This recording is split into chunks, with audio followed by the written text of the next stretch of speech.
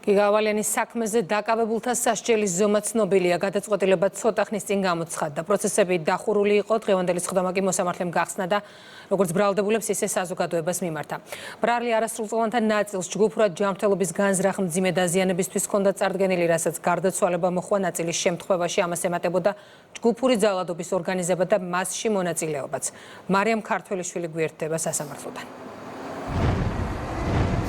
ალექსანდრე გაბაშვილს და გიორგი რიკაძეს 14 წელი პატიმრობა შეეფარდა. მოსამართლემ მაქსიმალური სასჯელი გამოიყენა და განსაზღვრა არასრულწლოვანთა მართლმსაჯულების კოდექსიდან გამომდინარე სასჯელის 1/4 გამოაკლდა. შესაბამისად ალექსანდრე გაბაშვილს და რიკაძეს საპატიმრო დაწესებულებაში 9 წელი და 6 თვე 9 წლისა და 10 წლისა და 6 თვის გატარება მოუწევთ. რაც შეეხება დემეტრე ჩიქოვას, მას 9 წლიანი სასჯელი განესაზღვრა და საბოლოოდ 6 წელი და 9 თვე მოუწევს ასევე საპატიმრო დაწესებულებაში დროის გატარება. რაც შეეხება თავად დახურულ სასამართლო პროცესებს, თქვენც აღნიშნეთ, რომ გიგაავალიანის საქმის განხილვა დახურულ რეჟიმში მიმდინარეობდა, თუმცა მოსამართლე რომეო ტყეშელაშვილის გადაწყვეტილებით დღეს სასჯელის განსაზღვრის პროცესი იყო გახსნილი მედიისთვის და დამსწრე პირებისთვის.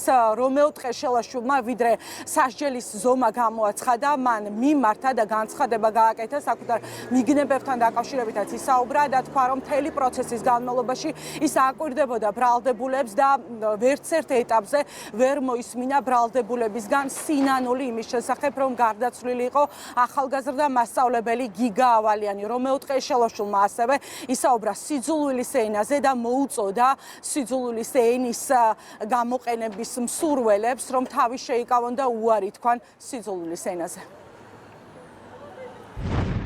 სასამართლო აკვირდებოდა ერთ გარემოებას. საბოლოო სიტყვაში სინანული, რომ ახალგაზრდა ადამიანი ცოცხალი აღარ არის, თუნდაც ერთი სიტყვა ბოდიში ეთქვათ არ მომისმენია. ბევრი იყო ჭირის უფლის მიმართ შეურაცხყოფა. ამიტომ სიძულვილის ენაზე იმათ საყურადღებოდ, ვისაც ადამიანობა არ გააჩნია, გასაოცარია. სასამართლო, რომელიც სასჯელს გამოაცხადებს, იქნება დამაფიქრებელი საზოგადოებისთვის, ვისაც აგრესიული ფორმა მიაჩნია ნორმად. იმედს ვიტოვებ, რომ ეს სასჯელი იქნება ახალგაზრდებისთვის დამაფიქრებელი და კარგად გაისიგრძეგანებენ ადამიანის შექმნილი იმისთვის, რომ ადამიანში მეგობარი იპოვოს.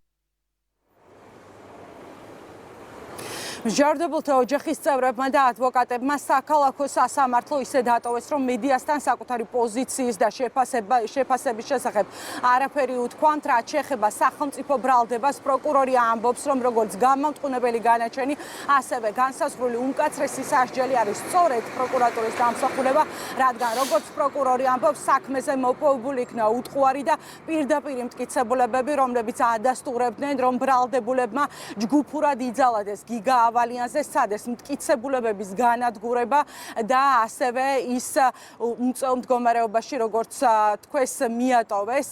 პროკურორი ამბობს, რომ სწორედ ამ მტკიცებულებათა ერთობლიობამ დაადასტურა ბრალდებულთა ბრალეულობა მაღალი სტანდარტით.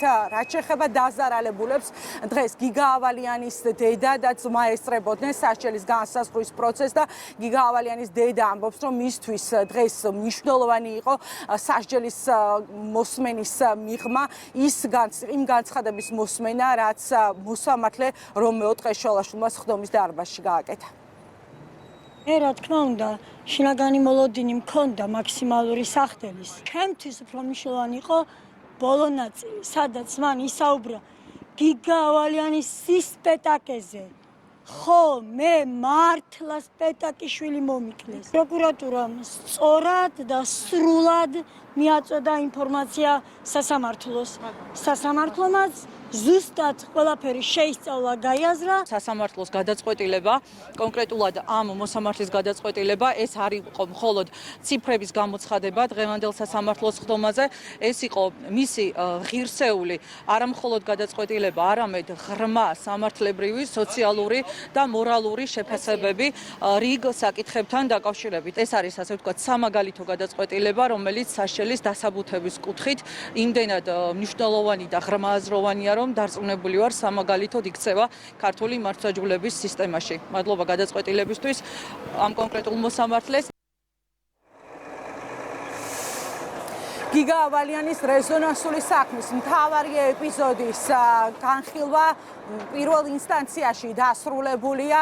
ყველა ბრალდებულს გამამტყუნებელი განაჩენი შეეფარდა მაქსიმალური სასჯელით. ამავე საქმეზე შეუტყობინებლობის ეპიზოდზე მიმდინარეობს ახლა საქმის განხილვა, სადაც 2 ბრალდებულია.